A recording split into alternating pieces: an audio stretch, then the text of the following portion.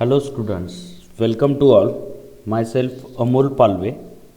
In a last lecture, we have studied about the gravitational potential energy, expression for potential energy, and the connection of potential energy with MGH. Now, after that, today we are going to study the concept of potential. Let's see what is the concept of potential.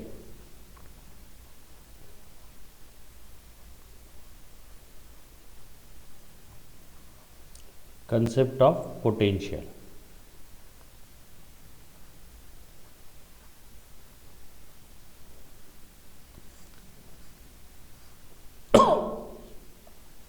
Here see, we know the potential energy, the gravitational potential energy of the system of Earth and any mass m at a distance r from the source at a distance r from the center of the Earth is given by. So we know the potential energy, expression for potential energy U is equal to minus G. G is the gravitational constant, M is the mass of, capital M is the mass of Earth, small m is the mass of body, any body which is on the center, which is on the surface of the Earth, divided by the distance between the center of Earth and body. So if I rearrange this equation, see, U is equal to minus G mm upon r, that is the gravitational potential energy of the system of Earth on any body of mass m, which is at a distance of r from the center of Earth. Now I rearrange this equation, that is I write minus Gm upon r in bracket into small m is there. So here the quantity, instead of minus Gm upon r, here I write VE at a distance of r into small m. So here, what is this VE? This VE which I replace in the equation. So VE where the factor minus Gm upon r is equal to, we use VE which is at a distance of r from the center of the Earth, depends only upon the mass of Earth and the location.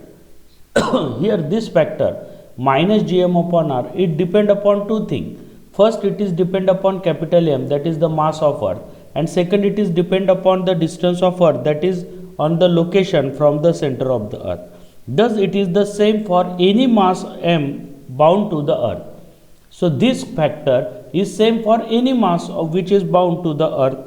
Conveniently, this is defined as the gravitational potential of the Earth at a distance r from its center. So conveniently, this term is defined as gravitational potential. So here we know the gravitational potential is denoted by VE and at a distance r, so suffix r is there. The distance of that point is measured from the center of the Earth. So here this gravitational potential minus Gm upon r is the same for any body which is situated at a distance of r from the center of the Earth. In terms of potential, we can write the potential energy of Earth system as gravitational potential energy. So if we have to write the formula for gravitational potential energy, but in terms of gravitational potential, then gravitational potential energy is equal to gravitational potential into mass of the body. Gravitational potential into mass of body. So this is the formula for gravitational potential energy in terms of gravitational potential there.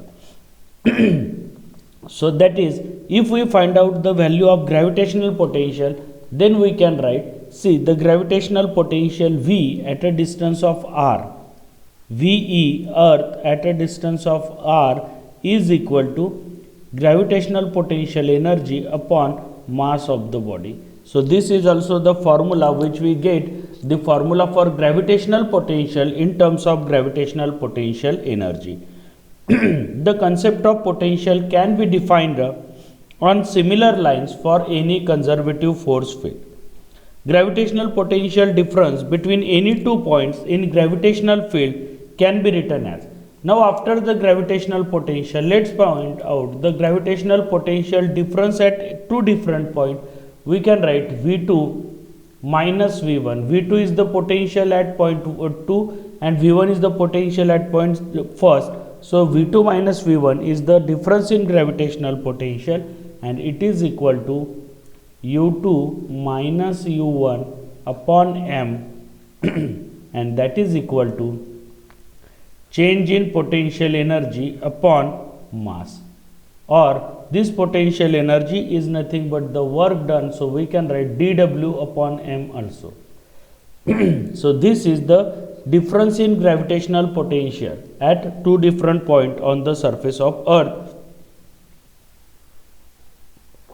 and which is equal to dW means work done or change in potential energy per unit mass. So difference in gravitational potential between any two points is equal to the work done per unit mass or change in potential energy per unit mass.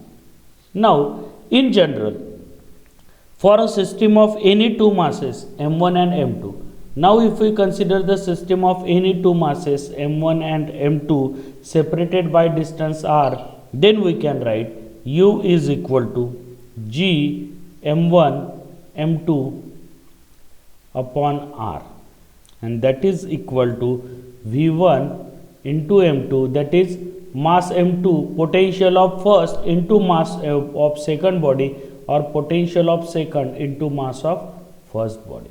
So these are the different formulas for potential energy, gravitational potential energy for the system of two bodies whose masses are m1 m2 and these two masses are separated by the distance r. Now after gravitational potential, let's study the next point, which is called escape velocity. Now after gravitational potential, the next point is escape velocity.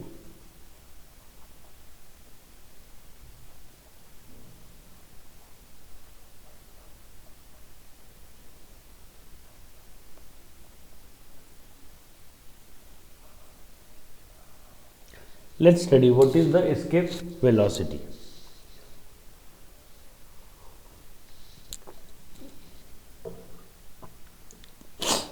When any object is thrown vertically up, it falls back to the earth after reaching a certain height.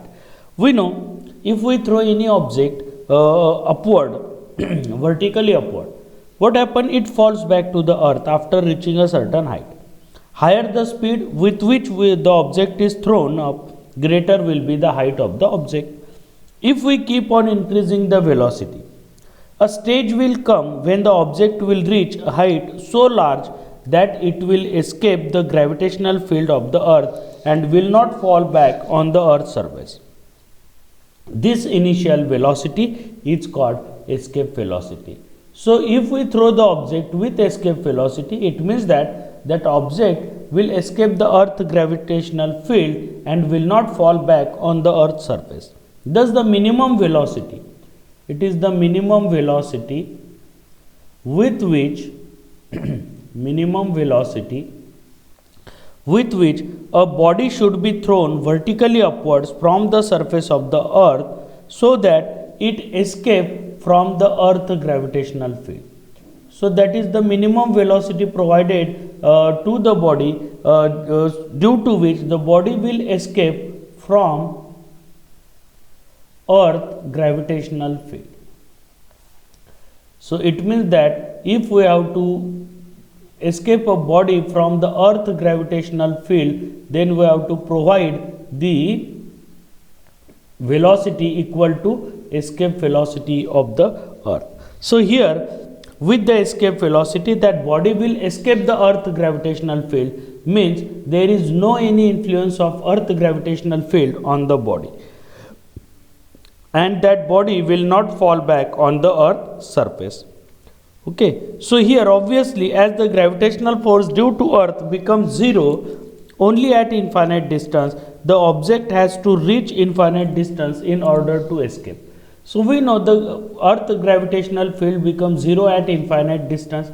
So to escape the body from earth gravitational field, we have to throw the body so that that body reach the distance which is infinite and where the earth gravitational field is not there, so that the body escape.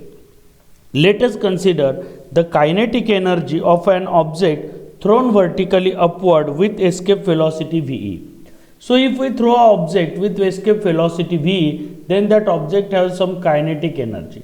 So let us consider the kinetic energy of the object which is thrown with escape velocity. So we know kinetic energy is equal to 1 upon 2 mv square. Okay, and now here we throw the object with escape velocity Ve, so kinetic energy becomes 1 by 2 Ve square.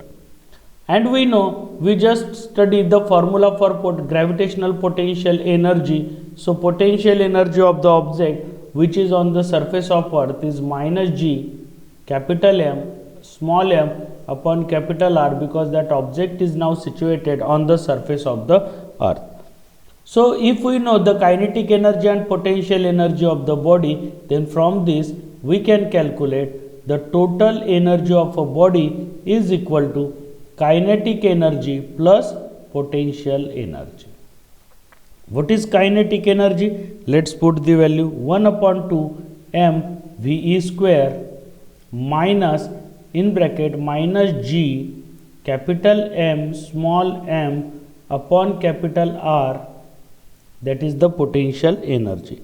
The kinetic energy of the object will go on decreasing with time as it pulled back by earth gravitational force. It will become zero when it reaches infinity. Thus at infinite distance the kinetic energy of the object is zero. See, as we throw the object upward, as the object is moving out of upward vertically up, the kinetic energy of the object is decreasing there. When the object reaches to infinite distance, then at infinite distance the kinetic energy of the object becomes zero.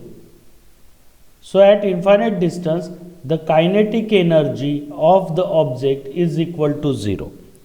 Okay, now therefore also here at infinite distance what happened? At infinite distance kinetic energy is zero, and here at infinite distance the distance r is infinite there. So therefore if we use potential energy is equal to minus plus gmm upon infinity. Okay, because at infinite distance the distance between two objects is infinite and something upon infinity is equal to 0. So here at infinite distance the kinetic energy and potential energy becomes 0. So therefore if kinetic and potential become 0, then at infinite distance the total energy is also equal to 0. But according to the law of energy conservation, the energy is conserved. So total energy is 0 there before escaping and after escaping. If after escaping at infinite distance the total energy is 0, then we must say the total energy is 0. So kinetic energy plus potential energy is equal to 0 there, because the total energy is 0. So let's put the values here. 1 upon 2 mv square minus gmm upon capital R is equal to 0. Okay, because total energy is 0 at infinite distance and we know the energy is conserved, so total energy is always conserved. If the at infinite distance if total energy is 0, then the total energy on earth surface is also 0. So if I compare it, we get 1 upon 2 m Ve square is equal to g capital M small m upon capital R. Now here small m get cancelled. We get the formula for Ve square is equal to 2gm upon capital R.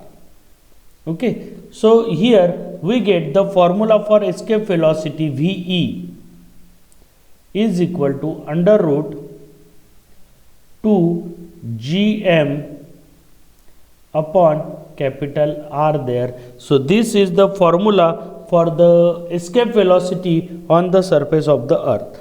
So by using the formula capital G, capital M, if we use the values in formula capital G, capital M and capital R, we get the escape velocity for the object which we have to escape from the earth gravitational field. So this is about the escape velocity. Now let's see the next one, that is earth satellite. The next formula is earth satellite.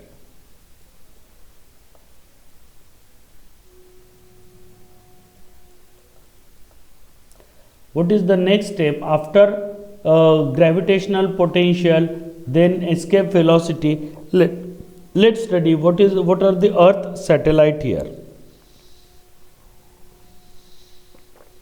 See, before going to study what is meant by earth satellite, let's understand first what is meant by satellite. The satellite is any object which revolve around the earth.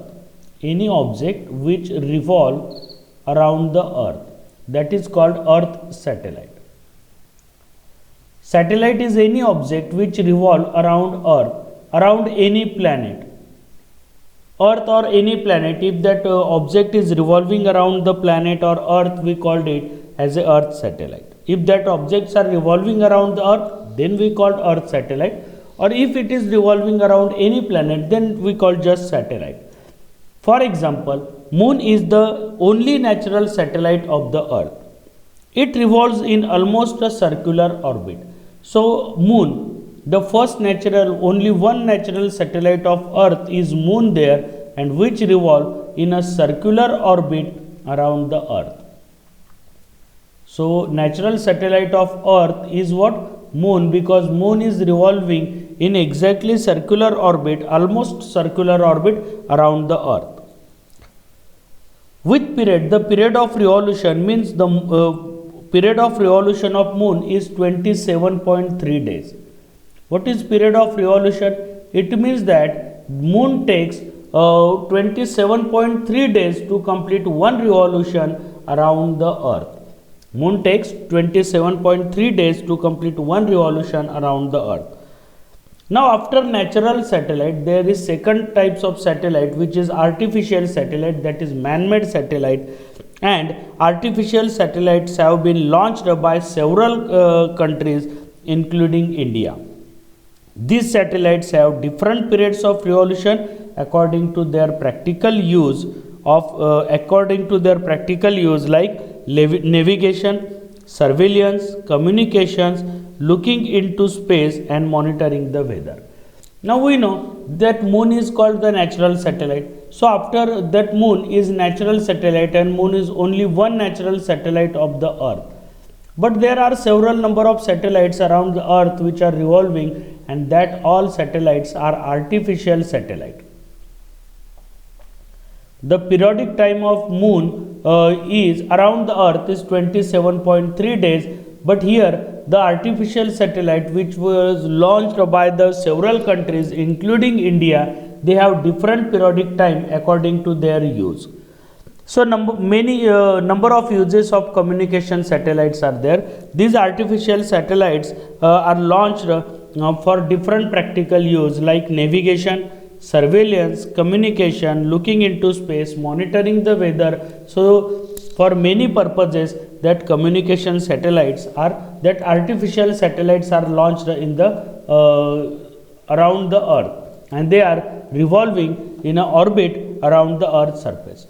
So here the first such type of artificial satellite is communication satellite. So let's study what are the communication satellite.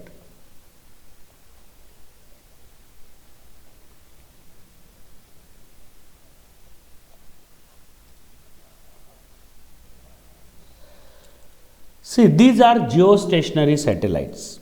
Why they are geostationary? They revolve around the earth in equatorial plane. They have same sense of rotation as that of the earth. These communication satellites have same sense of rotation as earth, means the direction in which earth rotate, they also rotate in the same direction. They have same sense of rotation as that of the earth, and they have same period of rotation of that of the earth. Same period is there, means this communication satellite will also take the 24 hours to complete one rotation. So see here, if the communication satellite have same period, same sense of rotation, then if we observe that satellite from the earth surface, then it appears stationary, and that's why we called that satellite as a geostationary satellite. As the speed of satellite and the sense of rotation of satellite is the same as that of earth, so they appear stationary from the earth if we observe them from the earth surface. That's why we called it as a geostationary satellite. Due to this, they appear stationary, hence they are called geostationary satellite, or we can call it as geosynchronous satellite. Geostationary or geosynchronous satellite.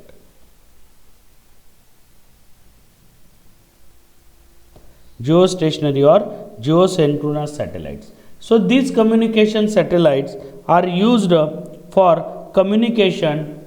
These satellites are used for communication, television. First use of these satellites is communication. Then these satellites are used for television transmission.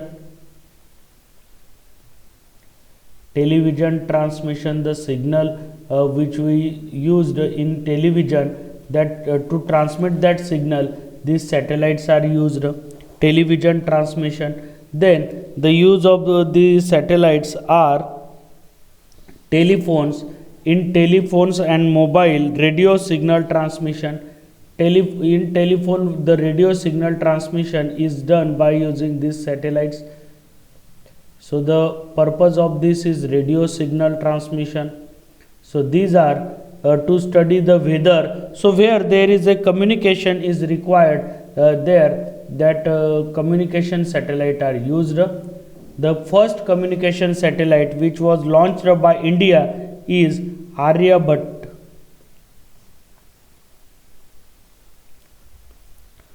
Aryabhatta, that is the satellite which is launched by India, and the group of satellite which are launched by India is INSAT.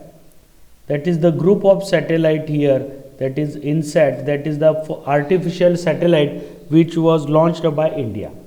So after communication satellite, let's see the second satellites which are also revolving in the around the earth, that are called polar satellite. After communication, the second type of satellites which are revolving around the earth, that is polar satellite. See, these satellites are placed in lower polar orbits. These are in lower polar orbits there. Lower polar orbits. They are at low altitude, that is up to 500 kilometer to 1000 kilometer. These satellites are in a polar orbit, that is 500 to 800 or 1000 kilometer near to earth. Polar satellites are used for weather forecasting. These satellites are used for weather forecasting and meteorological purpose. These satellites are used for weather forecasting and meteorological purpose. They are also used for astronomical observation and study of solar radiation. These satellites are also used for astronomical observation and use to study of the solar radiation there. Period of revolution of polar satellite is nearly 85 minutes. See, the period of revolution of communication satellite is nearly 24 hours, but here the period of revolution of polar satellites is 85 minutes only. It means that within a day that polar satellites completes number of revolutions around the earth. They go around the poles of the earth in north-south direction while the earth rotates in east-west direction about its own axis. The polar satellites have cameras fixed on them. The camera can view small strips of the earth in one orbit. In entire day, the whole earth can be viewed strip by strip. Polar and equatorial regions at close distance can be viewed by these satellites. So these are the polar satellites and communication satellites. So today we have studied about the gravitational potential, then escape velocity, and the earth satellite, that is the two types of earth satellites, communication satellite and polar satellites. So students, if you have any difficulty regarding these topics, please comment me or message me in a comment box, and if you have any doubt, please ask. Thank you.